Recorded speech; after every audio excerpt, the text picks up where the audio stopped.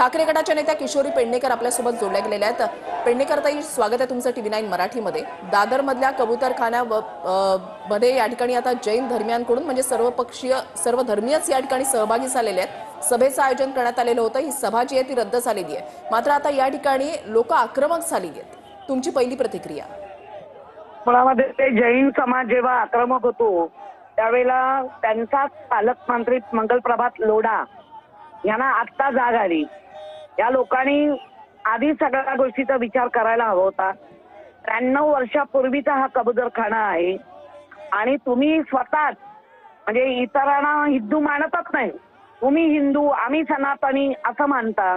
हिंदू सनातनीमध्ये पशु पक्षी प्राणी यांच्यावरती दया करा असं कायम सांगितलं गेलंय।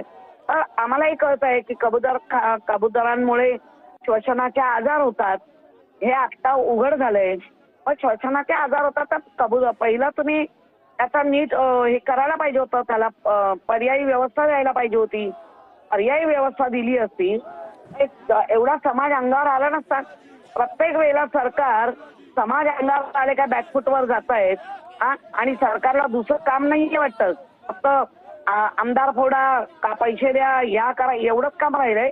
हे पण एक समाजाचं सगळ्यांना एकत्रित घेऊन समाजाला जे मान्य आहे त्याला पर्यायी देऊन दोघांनाही समांतर न्याय दिला पाहिजे। आज अख्खा समाज उतरलाय। खरं म्हणजे जैन समाज कधी एवढा खाली उतरत नाही, पण आज ते ज्या सनातनी आणि हिंदू धर्माला प्राधान्य देऊन भारतीय जनता पार्टीच्या पाठीशी उभे राहतात। आज त्यांचाच नेता तिथे पालकमंत्री आहे आणि आता जाऊन तिकडे तुम्ही नाटकं करताय।